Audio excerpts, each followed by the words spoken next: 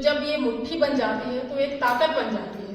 तो हम चाह रहे हैं कि आज हम 5 महिलाएं हैं, तो आज हम 5 आए हैं, तो अगली बार 50 आए, 50 से 500 हो, 500 से 5000 हो, क्योंकि एक मतलब युवा शक्ति जब आगे बढ़ती है, जब महिलाएं भी उनको निकालती हैं घर से बाहर, तो इसके लिए मैं एक संदेश है जो विवेकानंद जी का मैंने अभी यही देखा है कि जब 5 महिलाएं एक साथ बोलेंगी तो हो सकता है ये घर से बाहर निकले महिला।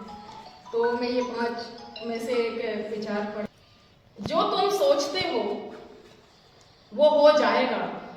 यदि तुम सोचते हो कि हम कमजोर हैं तो हम कमजोर ही हो जाएंगे, और यदि हम सोचते हैं कि हम ताकतवर हैं तो हम सब ताकतवर हो जाएंगे। तो यदि आज जो महिला शक्ति है वो इतना कर ले तो एक ताकतवर हो सकते हैं।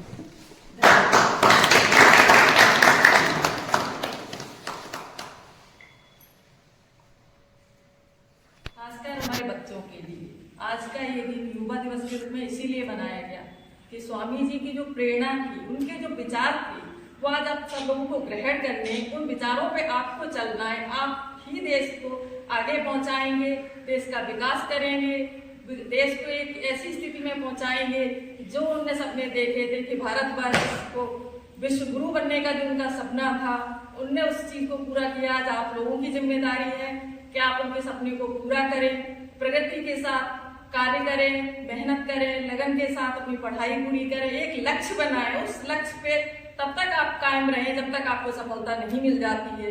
इन्हीं आदर्शों पे, मूल्यों पे आप सभी लोगों को चलना है। इतना ही बोलूंगी। धन्यवाद। चल रहा है, संख्या जरूर कम है, लेकिन अगर पूरा भारत किया जाए तो उस भारत वर्ष की विचारधारा पर विवेकानंद पहले भी माने थे, आज भी माने। और आप ये जब एक व्यक्ति इतने बड़ा भारत को, जब 1857 की क्रांति भारत तो चल रही थी देश आजाद के लिए कि ये जो हमारे लोग प्राणों की आहुति दे रहे थे, उसी दौर में 1863 में कोलकाता में स्वामी विवेकानंद जी का जन्म हुआ। उनके पिता विश्वनाथ जी 1883 में निधन हो गया। पारिवारिक घर की आर्थिक स्थिति बहुत कमजोर थी। तो आप सोच सकते हैं, आप विवाह कीजिए कि जिस विवाह का पिता का देहांत 20 वर्ष की आयु में हो जाता है, उस घर को संभालने के लिए आज हमारे वहां क्या सोच सकते हैं? हम सोच सकते हैं। उन परिस्थितियों में उन्होंने घर का भी संचालन किया, घर को भी संभाला, और उन्होंने मात्र 39 वर्ष की आयु में उस देश का झंडा गाड़ा, उस भारत की वो विचारधारा को फैलाया कि आज हम 12 जनवरी 12 जनवरी 12 जनवरी जो कह रहे हैं, विवेकानंद जी की देन है। तो उनकी जो रुचि थी संगीत, साहित्य और दर्शन में विशेष रुचि थी। वो लगभग 25 वर्ष की आयु में दर्शन शास्त्र, बाइबल, पुराण, धम्मपद, गुरु ग्रंथ साहब, दास कैपिटल, अर्थशास्त्र, दर्शन शास्त्र आदि विचारधारा को उन्होंने मात्र पढ़ा ही नहीं था, आत्मसात कर लिया था। हम पढ़ते हैं मात्र नौकरी के लक्ष्य के लिए पढ़ते हैं। कुछ विचारधारा ऐसी होती है जो हम आत्मसात कर लेते हैं। आपकी पारिवारिक विचारधारा हमारे भारतीय मूल संस्कृति की विचारधारा है, जो आपने पढ़ाई के साथ साथ में परिवार के संस्कार आत्मसात किए हैं, अपना मूल समय निकाल करके उस विचारधारा के तहत ही आप बैठे हुए हैं। कहते हैं कि मैं बहुत समझाता हूं, लेकिन वो नहीं मानता। वो मानता क्या नहीं, विचार नहीं मानता, उसका अपना उसका थॉट जो है, जो उसकी विचारधारा है, संस्कृति है, वो नहीं मानती। हम कितने ही व्यस्त है, लेकिन हमारी जो विचारधारा है वो कहीं ना कहीं हमारे व्यवहार में झलकती है। तो मैं आज युवाओं से यही प्रयास कर रहा था, कल परसों से जादू साहब तो करते रहते हैं कि हाँ धर्म से ज्यादा है, वो विचारधारा हमारी संस्कृति है, वो नहीं मानती है। मैंने अभी देखा अर्चना जादू भाभी जी क्या चेहरा देखा, उनके दोनों बच्चों का चेहरा देखा, और आप दोनों बच्चों को चेहरा देखिए, विवेकानंद जी का चेहरा देखिए। आप बच्चों में हमको वो गलत दिखती है, वो हमको भारत दिखता है, भारत का दर्शन होता है। तो शिकागो में भारत दर्शन, विचारधारा, विचार दर्शन, तो उन्होंने विचार दर्शन, भारत दर्शन जो शिकागो में रखा, भारतीय संस्कृति को उन्होंने जाकर बताया। इसके पूर्व सभी के गुरु होते हैं। जब गुरु दीक्षा लेने गए तो मेरे पिताजी ने भी करीब 40-45 वर्ष गुरुओं से मैंने सुना है, और भी जो हमारी भारतीय संस्कृति में चला रहा है वो उनकी संस्कृति में भी रहा होगा और रहा है। गुरु बिन माला सेवता, गुरु बिन माला सेवता, गुरु बिन करता दान, गुरु बिन दान हरा करे ढूंढो वेद मान। तो उनको दान के परमहंस जैसे गुरु मिले। जब वो उनके पास गए तो रामकृष्ण परमहंस जी ने देखा कि ऐसी स्थिति मुझे आवश्यकता थी, तो उन्होंने वहां दीक्षा ली 1881 में। और रामकृष्ण परमहंस जी ने बोला कि आप बुद्धिजीवी हो, लेकिन इस बुद्धिजीवी से ज्यादा आप ज्ञान को समर्पित हो जाओ, ज्ञान को आत्मसात कर लो। और 1886 में उनके गुरु जी का निधन के बाद में उन्होंने पूरा परिवर्तन हो गया, उन्होंने संन्यास धारण कर लिया। इसके बाद में वो लगभग 25 वर्ष की आयु में भारत के भ्रमण पर निकले, पैदल निकले।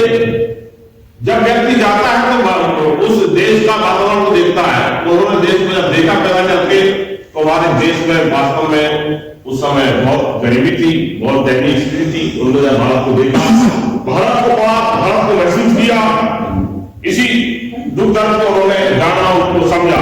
इसी बीच उनको 1893 में विश्व धर्म परिषद में उसके सम्मेलन में जाने का सौभाग्य मिला, और उन्होंने वहां जाकर के हमारे भारत की जो विचार थी और जो हमारे देश पर कुटुंब की जो संस्कृति थी उसको फैलाया।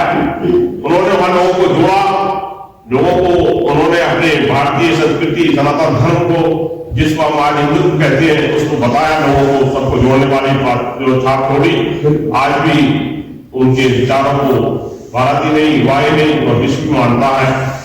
तो ऐसा उन्होंने लगभग अमेरिका में 3 वर्ष तक रहकर के, विदेशों में रहकर के प्रचार प्रसार करा है। शुक्ला जी ने बताया अपने तरीके से, एक महिला उठ करके बोलती है कि आपका जो ओजस्व है, आपका जो चेहरा है, बहुत अच्छा व्यक्तित्व है, और मैं चाहती हूं कि मैं आपसे शादी कर लूं, और जो बेटा होगा तो वो संस्कृति बढ़ेगी। देखिए, अगर आज कोई ऐसा जवाब देता है तो विवेकानंद जी संत से वहां ज्ञानी थे, उन्होंने एक ही बात कही कि आप मुझे अपना बेटा बना लीजिए, इसमें दोनों को मिल जाएंगे। तो इसमें हम इस बात की झलक देखते हैं कि कोई अच्छा व्यक्ति होता है, उसके तरफ आकर्षण हो सकता है, लेकिन एक संत का जो ज्ञान होता है, महिला के प्रति जो सम्मान था, नारी शक्ति के प्रति जो सम्मान था, उन्होंने नारी शक्ति को वो सम्मान दिया, विदेश में जाकर के दिया। जहां नारियों की पूजा होती है वहां देवता भी रमते बसते हैं। तो ये विवेकानंद जी से एक ज्ञान भी सीखना चाहिए। अपनी माँ को जब उन्होंने बोला कि बेटा चाकू लाना, पता लगा कि चाकू जो धार वाला हिस्सा था उन्होंने खुद पकड़ रखा था, और मुंह वाला हिस्सा जो पकड़ने वाला था उनको दिया। तो माँ ने बोला कि तू बेटा आगे करके बहुत जालू बनेगा, बड़ा लोगों की मदद करने वाला बनेगा, क्योंकि तेरे ये चरित्र में तेरे व्यवहार में ये जलती है कि मैं अगर धार तरफ से दूंगा तो शायद हो सकता सामने वाले को नुकसान हो जाए, इससे कट जाए, लेकिन ये चीज तूने अपने तरफ रखी। और आज वो माँ का जो दर्शन था और माँ की जो भावना थी अपने बेटे से, विवेकानंद जी से, नरेंद्र नाथ जी से, वो आज दिखती है कि जागरूकता के कल में बात थी। तो ये बहुत सारी बातें हैं। उन्होंने रामकृष्ण परमहंस की मिशन की कई शाखाएं खोली, स्थापना की, वेदांत दर्शन, अष्टांग मार्ग और गीता का कर्मवाद, ये सारा उनके जीवन का प्रभाव पड़ा, और आज भारत के लिए ये हमारे लिए ज्ञान का स्रोत है। उन्होंने ईश्वर के बारे में कहा है कि ईश्वर निराकार है, आत्मा अमृत है, वो भी है, परमात्मा एक है। वो मूर्ति पूजा के पक्ष में नहीं थे, लेकिन कभी विरोध में भी नहीं गए, कभी विरोध में भी नहीं गए। तो मैंने भी पढ़ा है कि आत्म में परमात्मा दर से बाम दर से घाई लगे कभी गुसाई, गुरु ने भी कहा। तो अपन जब तक खुद का आत्मज्ञान नहीं कर लेते, जब तक खुद को जान नहीं जाते, परमात्मा को नहीं जान जाते, तो हमारा वहां शायद सार्थक नहीं होगा। हमको देखना पड़ेगा कि विवेकानंद जी तो 39 वर्ष में वो लिख गए, वो काम कर गए, तो साथ अभी जहां जो लोग बैठे हुए हैं 50 साल के एज के आसपास के बैठे हैं, तो क्या हम विवेकानंद की चरणों की धूलि के बराबर चल पाए, उनके बारे में सोच पाए? तो हमको ये सोचना पड़ेगा कि हमारे व्यवहार से, हमारे काम से, हमारे नाम से कितने लोगों के चेहरे उठते हैं, कितने लोग हमारे से देख करके हमारे नाम से उनके प्रसन्न होते हैं। तो ये अगर हम धारणा बना लेते हैं अपने जीवन में, जय वहां बच्चे बैठे हुए ये सोच लेते हैं कि मेरे परिवार के, मेरे माता पिता का और मेरे क्षेत्र का, मेरे देश का, मेरे गांव का नाम मैं कितना रोशन कर रहा हूं, अगर इस विचारधारा को चलते निश्चित ही वो अपना तो भला करेंगे, अपने परिवार का, अपने देश का, अपने समाज का भला करेंगे, हम बदलेंगे। मैंने युवाओं के बारे में बहुत पहले मैंने कहा था, मैं नेहरू के हमसे जुड़ा था, जब NFL से बाहर हो गया था तो मैंने देखा जाकर के वहां मंडलों का गठन किया। तो मेरी जो पंक्तियां उस समय लगभग 1991-92 में मैंने बोली थी, और का करीब 40 जिलों का प्रतिनिधिमंडल था। हम बदलेंगे, युग बदलेगा, युवा उठे हैं ललकार, हम बदलेंगे, युग बदलेगा, युवा उठे हैं ललकार, जाति पाति का भेद तोड़ेंगे, मानव से मानव का नाता जोड़ेंगे, मानव से मानव का नाता जोड़ेंगे। तो विवेकानंद जी का ये था कि पहले हम मनुष्यों में, हिंदू या भारतीय या मुसलमान या सिख ईसाई बात की बात है, लेकिन पहले हम मनुष्य बनाए। और आज ये कृतियां जो पहले छोटी मोटी कृतियां थी, वो आज भी हमको ये दिखाई देती है कि पहले हम हिंदू की बात करते, सनातन के धर्म की बात करते हैं, कहीं ना कहीं हमारे घर के ही लोग कहीं ना कहीं इस बात से पीड़ित होते हैं कि वो अपने आप को महसूस करते हैं। तो विवेकानंद जी को आज हम मानते हैं, हमारे महापुरुषों को अगर हम मानते हैं, तो पहले मनुष्य को जोड़ने की बात करें। और जब भारतीय दर्शन मनुष्य जुड़ जाएगा तो भारत तो पहले भी अखंड था और आगे भी विश्व गुरु रहेगा, ऐसी मैं सोचता हूँ। और 4 पंक्तियां कहकर मैं अपनी बात साझा करता हूँ, युवाओं से विशेष निवेदन करता हूँ कि विवेकानंद जी को सही पुष्पांजलि जो होगी कि मन में धारण करें और उस पर चले, काम करो ऐसा कि एक पहचान बन जाए, काम करो ऐसा कि एक पहचान बन जाए, हर कदम ऐसा कदम की निशान बन जाए। यहाँ जिंदगी तो हर कोई काट लेता है, यहाँ जिंदगी तो हर कोई काट लेता है, जिंदगी जियो इस तरह की मिसाल बन जाए, जियो इस तरह की मिसाल बन जाए।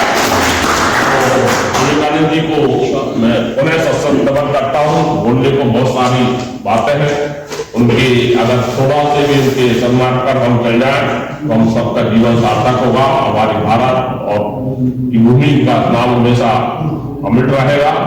जय विवेकानंद, जय भारत, धन्यवाद।